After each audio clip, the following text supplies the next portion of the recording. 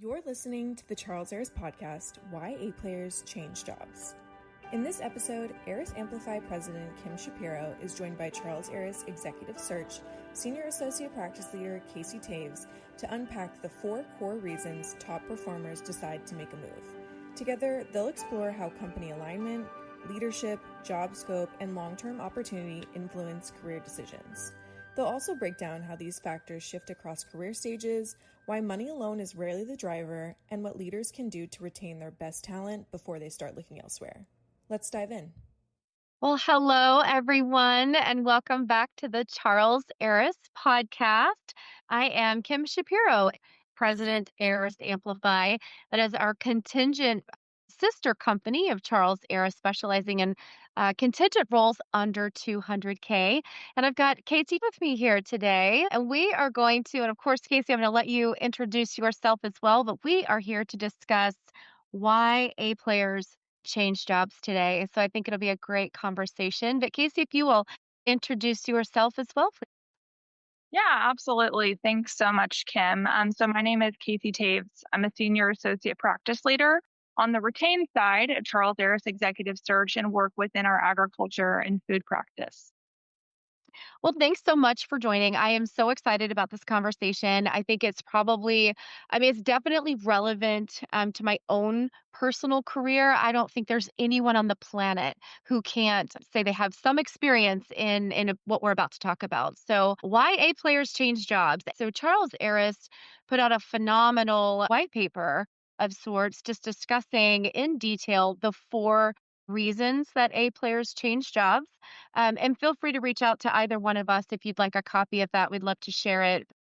The 4 things that we speak to is 1, the company, and we'll dive into that and what that means. 2, the people, and again, we'll dive into that one. The job and the opportunity. A players don't just leave because of money and stress. They leave when one of those 4 things is not aligning with their objectives. And so today I just want to break that down and what each one of those means and how leaders can keep their best people engaged before they start to look. So let's dive into the first one, the company. What it means, like it's the organization itself, its reputation, maybe culture, stability, direction.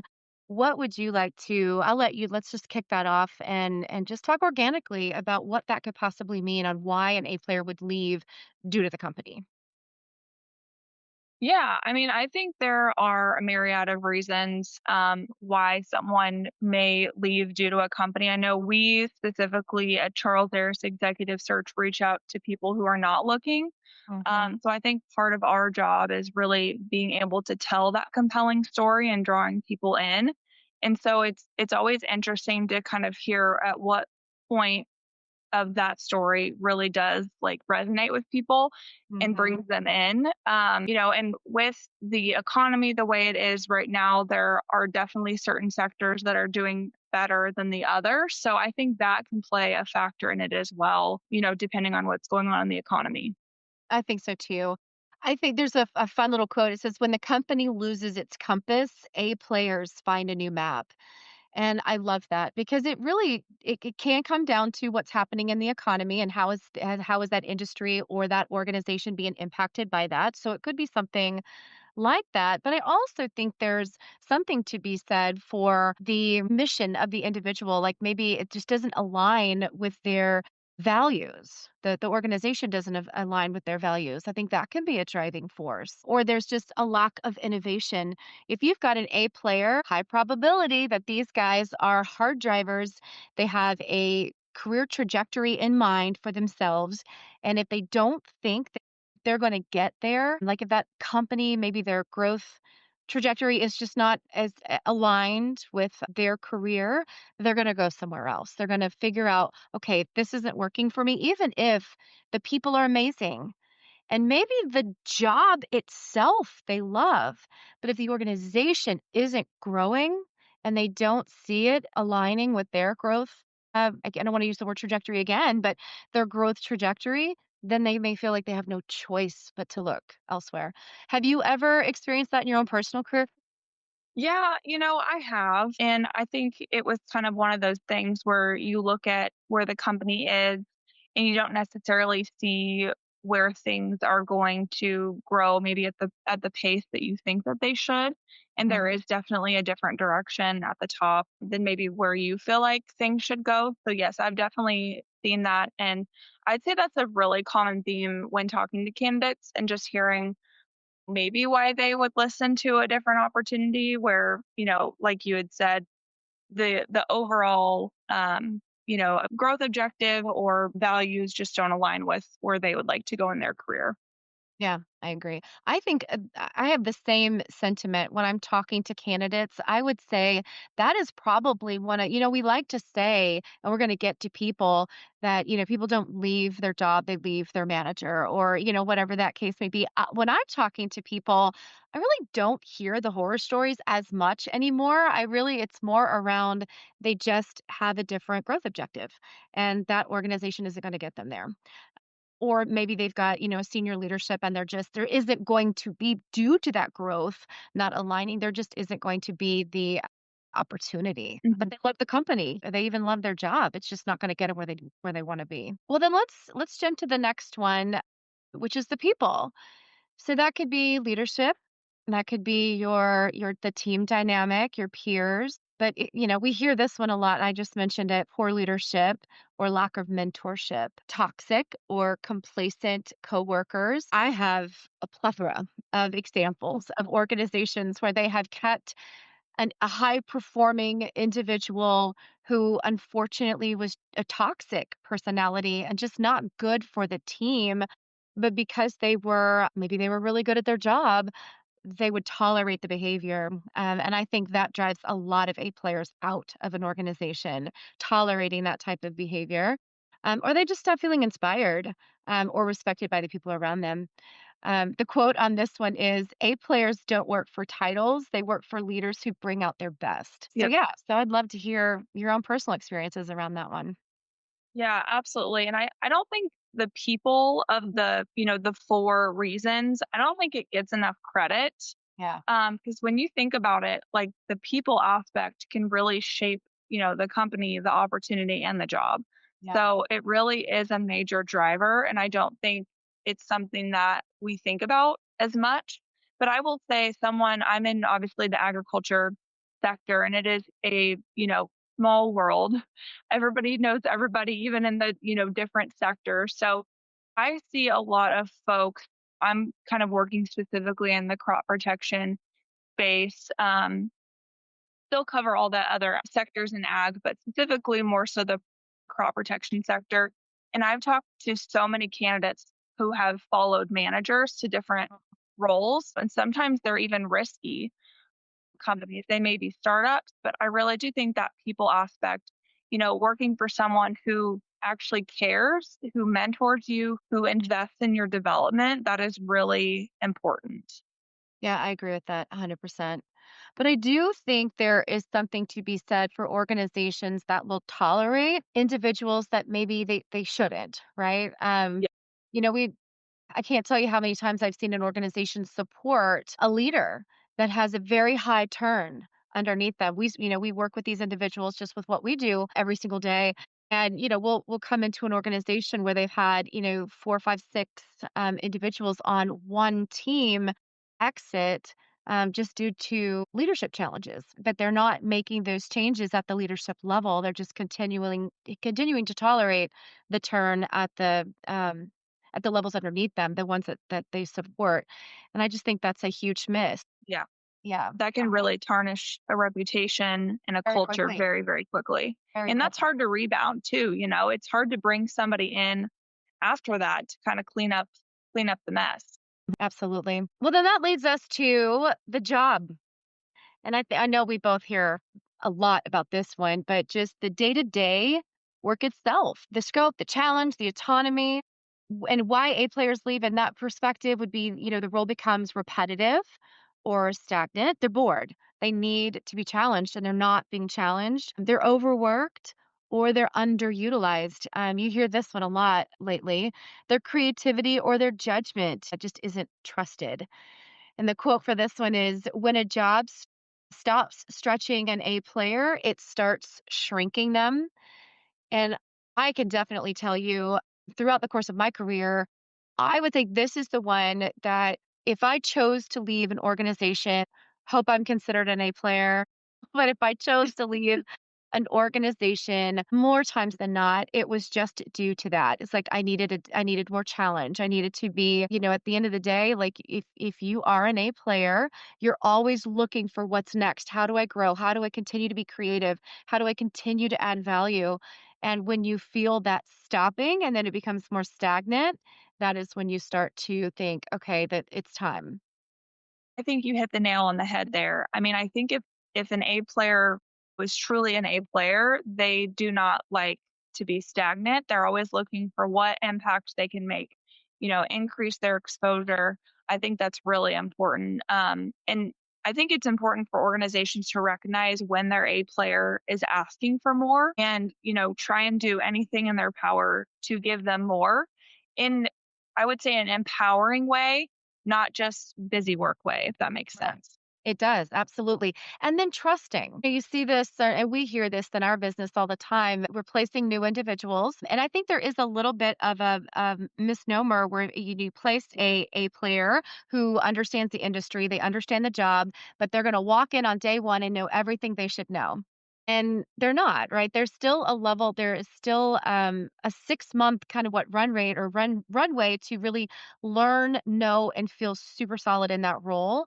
And I think that I see this all the time where leaders are a little disenchanted with a new individual because, within 30 days, they don't have the job mastered. Like, Yeah, well, I think we have to offer a little grace and allow people to get up to speed from just the orientation of the organization perspective. It's not always about the role, it's just learning their way and their new role with under the walls of the organization.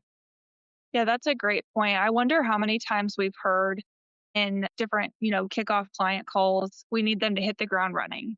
Well, if you Oh, look my God. at, tenure maybe for those that could hit the ground running to those maybe that need a little bit more ramp up time and kind of grow and develop in the role, I'd be curious to see kind of what the tenure within those organizations look like. Yeah, I would as well. And then back to the trust factor is, you've got to trust your employees to do the job that you hired them to do. And then, if in fact there are challenges and there's things that need to be worked through, then you deal with those. But I think one of the I would say that micromanaging would fall under this category is you've just got to trust people to do the job you hired them to do.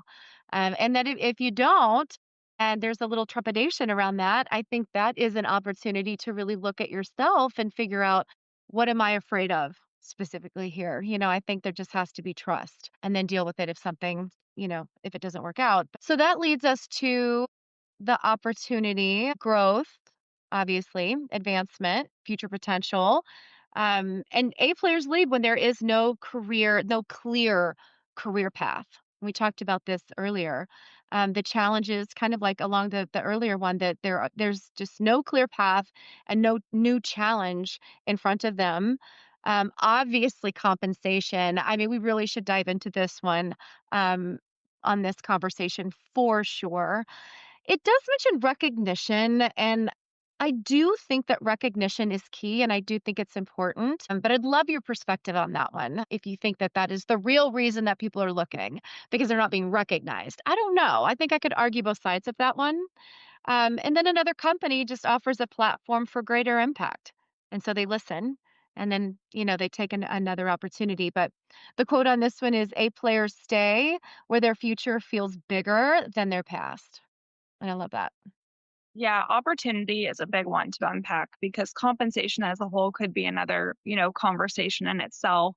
But there is also like the future benefit, and then the career path. And I also feel like opportunity, it depends on you know, where the candidate is at in their career. If it's, compensation, and there's an equity play, that kind of opens up a whole other Pandora's box of, especially someone that may be at the end of their career Right. looking to maybe round out an opportunity with a big equity play. But someone maybe more early to mid career could be, looking for does this opportunity allow for career advancement and such? So I think it really depends kind of where someone's at in their career, to within the opportunity is really compelling them to make a change. I would agree with that, especially those in the first, I would say, 10 years of their career. They're going to, odds are, they're going to listen to more like a higher comp package.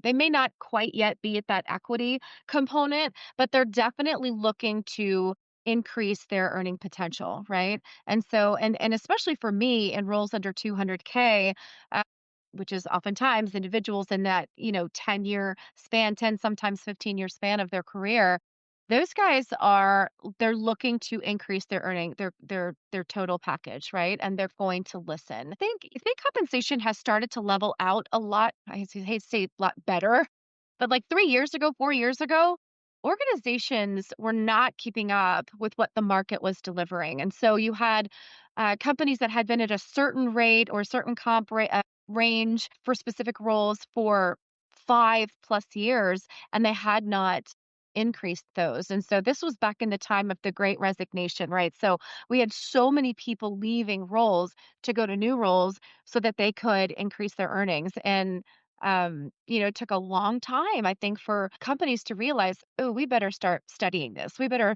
figure out, are we aligned from a market perspective on our compensation? But I feel like now most get it.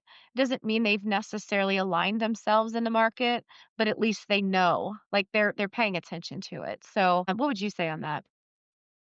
Yeah, I completely agree. It does seem like we've seen a shift in like company mindset around compensation, which was much needed. And so I do feel better about where we are now versus where we've been a couple of years ago post COVID. Well, and clients ask us now, they say, what should we be paying? We're, 4, 5, 6 years ago, we didn't really get that as much. It's like, this is what it is, and go find them. Now they're like, okay, but, we think we're in line. We think we've done the research, but, what should we pay? What should these Yeah. ranges look like? Should we offer equity? And they're even asking, like PTO and so many other variables. Are we aligned in the market? What should we be doing? So I do Absolutely. love that we're having the conversation. Clients are asking, companies are asking, and so it does at least show us that they're paying attention to it. Yeah, it's definitely more of a conversation versus just a statement when we talk about the compensation. So, yeah, that's very refreshing. And even if we're getting down the road in a search and maybe need to pivot, it's always good to have those conversations of, well, what are you seeing? Do we need to make any adjustments? So it's been refreshing in that aspect. So generally speaking, how would you rank these? Like if just based on your conversations that you have day in and day out with individuals. And I'm even going to say, we were going to talk about, it depends, and you even brought it up. It depends on the stage of life that you're in. Mhm. On before we get into that, like just generally speaking, how would you think these rank? Do you think more Yeah. people leave because of the company? Is it because of the people, the leadership, their peers, whatever? Is it the job and the lack of challenge or being overworked, or is it more around the opportunity? Yeah, that's a great question, Kim, and I'm very curious to get your insights. I feel like opportunity just naturally maybe rises to the top. And then I feel like job and company could kind of tie for second and third. I know that's cheating.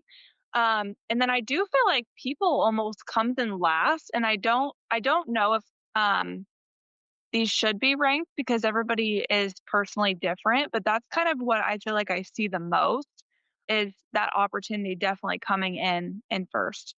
I would agree with that. That's exactly what I was gonna say. And I completely agree with you on the people aspect, and I don't think it's because it's any less important than any of the others. I just think people will tolerate that longer. So Yeah. I think they get settled, and it's just the one thing that they talk themselves into, or convince themselves just to deal with, right? Yep. Especially if the compensation is aligned, they like their job and they like the company, they'll put up with the people, right? So if individuals that maybe they don't love, or there's that toxic personality, but they like the company.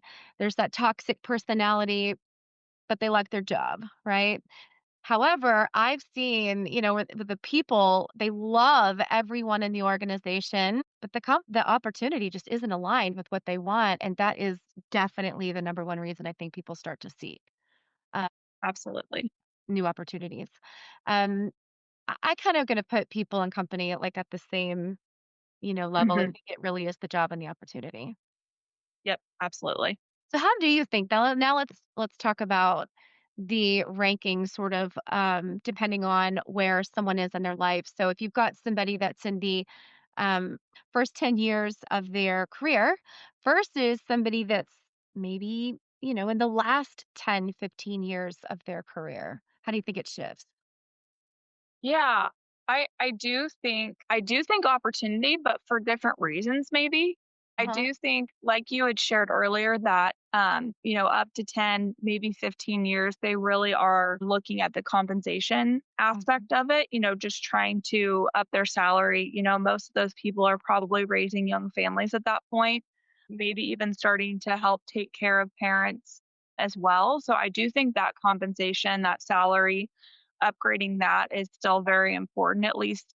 Um, that's just coming from someone kind of in those years of experience and what I see from my peers. Also, job though, as well, because, A players are wanting to progress. They Mhm. most likely don't want to be in the same job for 10 years, let alone 5 years. But I do think, again, the company and the people are equally as important, especially my generation. I would say it feels like we do ask more questions about the company and, what they could offer us in terms of work life balance, parental leave, things like that. So I do think, again, it's hard to rank, but I Yeah. do think, that would be kind of how I would rank it. So I thank you for that. I think I agree with you, but also looking at it from like my age group perspective, I can tell you far more now than any time in the past or historically speaking, the company matters, right? Like I am paying attention to the company more than anything else, because I want to be aligned just from a values or a mission perspective, and I must like the people that I work with. Like it's an absolute essential part of what I seek in an organization now, where obviously the job and the opportunity have to make sense. Clearly, I think that's always going to be the case. But for Right. me, company and people are huge, and I think it's Yep. just because I've done, the ladder climbing portion of my career. And so now that just means so much. And as you talk to more senior individuals in their career, you hear this all the time. Tell me about the company. What are they about? How do you like the people? Like, who am I going to be working for? What do you know about them? So I think that does start to shift a little bit. You just mentioned something, and I wanted your opinion on this because I hear it all the time from our clients and something about titles. I don't remember exactly how you phrased it, but my question to you is, do titles matter? I don't think they should, but they do. They absolutely do, especially if we just had this example with a COO role. And they were kind of going back and forth whether it was an SVP of manufacturing or a COO. And it was a shift in responsibility, but they kept the title as SVP, but that was a lateral title move. So, Mhm. we went back and forth and they ultimately decided to give them the COO title. But I do see that a lot where, they are getting, maybe it's a lateral title move, but it is a shift in responsibility. And it seems like candidates do want to make sure that they're getting also that title lift as well. And I 100% agree with you, and that's exactly where I was gonna go with that. I have clients tell me all the time, the title doesn't really matter. It's, just I'm looking for, whatever the 5 core skills are, whatever we're looking for in the profile of the individual. They're like, title doesn't matter. And I'm like, but it actually does. And it does to the individual that you're going to hire.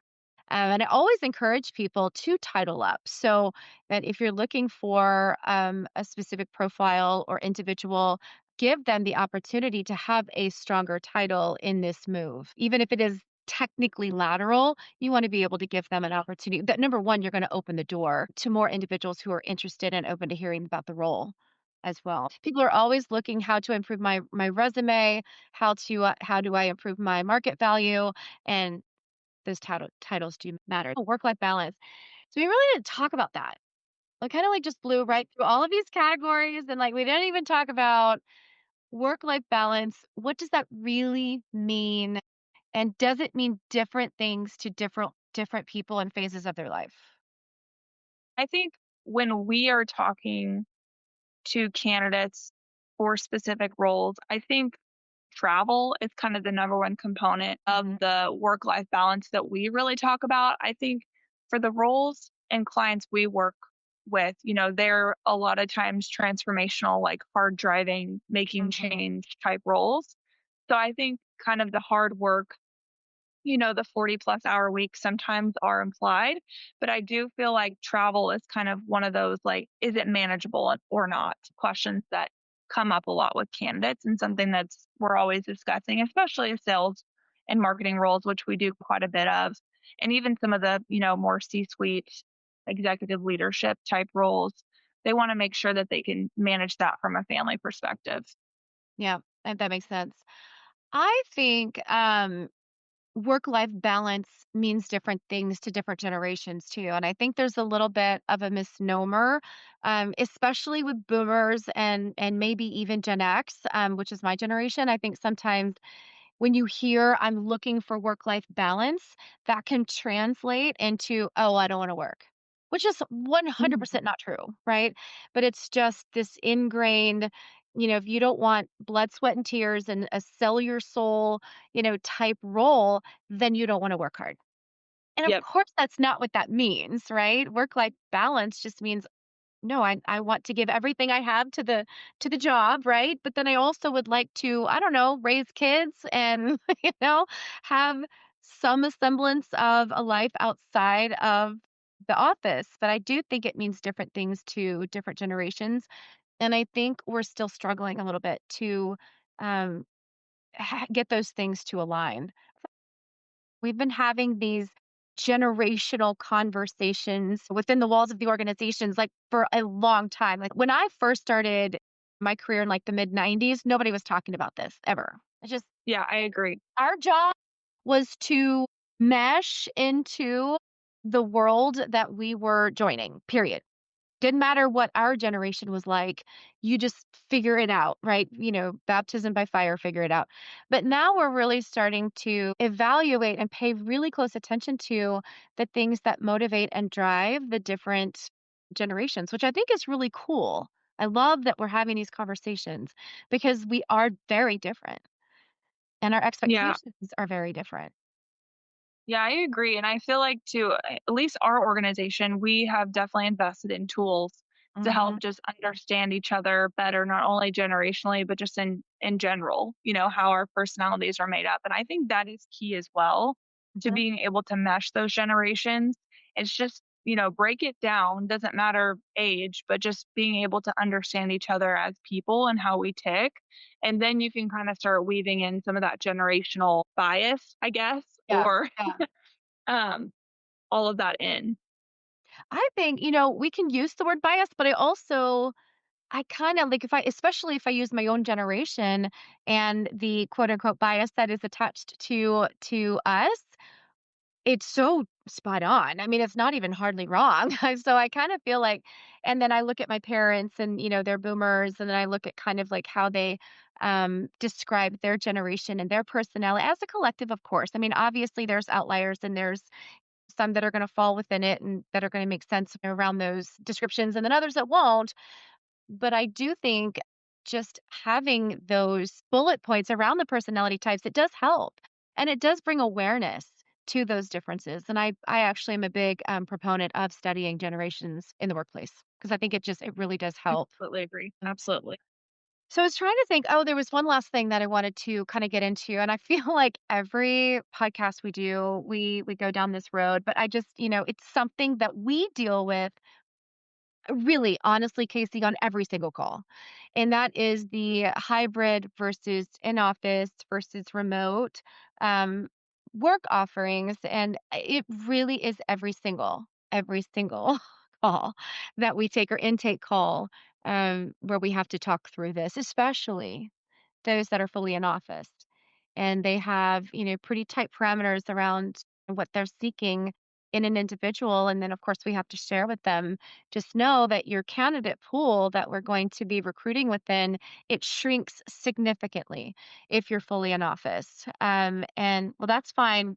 We're looking for the type of individual that, an A player who wants to be in the office. So there's this misnomer that if they're an A player, then they want to be in office. Well, that's not obviously entirely true. So I'd love your opinion on that.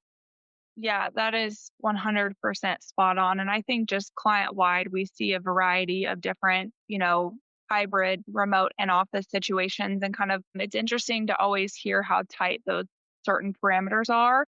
But Mhm. I would say it depends on the function too. Sales folks, they were remote before remote was cool mostly. So they have it down pat and can usually perform without being in an office. Not saying other functions can't, but they're used to it because they're out in the field or, talking to clients, what have you. But I think there definitely are certain functions that I see probably thrive more being in office, like HR, for example. Mhm. Um, executive leadership, for example, depending on kind of what culture they like to promote, having those people visible in the office as an example is something we see a lot of as well. I think it does seem to kind of depend on the function, but I do see it companies tightening up on it a little bit Yeah. and really wanting that in-person presence back, not to micromanage, but more of that just employee engagement, culture building aspect. Yeah, thank you for that. Because I mean, it's just something that comes up on every single call, and it's just I think when an organization decides that they're gonna do one or not even gonna call one out, whichever they wanna go, whatever lane they're in, it is what it is, and there's just no conversation around it, which I understand. Like, I mean, if that's the target work office environment that they want, and they feel like that's how they're gonna be successful, and Yeah. And a piece of advice I would say for them is to make sure it's defined, whatever it is, make sure it's defined and consistent all across if possible. Because I mhm, think we've had some situations where, in office was what they preferred, but they would be okay with hybrid on specific occasions. And so even after an offer, it wasn't fully defined. And so right. sometimes then that can create issues in onboarding and kind of the ramp up period as well. So having a kind of defined policy or at least like in writing, I think it's helpful No, I for think that's success. key actually, and I'm so glad you brought that up, especially around the hybrid, um, umbrella, because we hear people all the time, well, we're a hybrid organization, but what does that mean to you? Are there a certain number of days required in office? If so, what days are those? So there's some organizations where like Monday and Wednesday are required days in the office.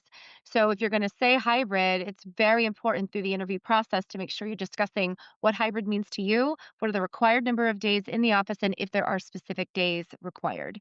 So I'm glad you brought that up. So before we end our conversation, I would just I would love a Casey anecdote, like some story in your career where you Boy. have left because you are an A player, Casey, whether or not you're willing to call yourself one, you are. And so I'd love to hear a story of why you chose to leave an organization in the past. Yeah. So actually, I mean, I came to Charles Aris to follow a manager that I'd had previously. And it turned out to be honestly one of the best decisions I've ever made. It was a little bit of a risk, because I hadn't done this before. But I think when you trust people and you've worked either for or with them in the past, I think that can go a long way. So yeah, that's my story. How about you? Well, I would say I probably every single time I left a position, obviously there was something that led to that, right? But there is a role that I call sort of the role of my career. I absolutely loved it. I had been with them a little over 5 years, and had kind of worked my way into a role that I just loved.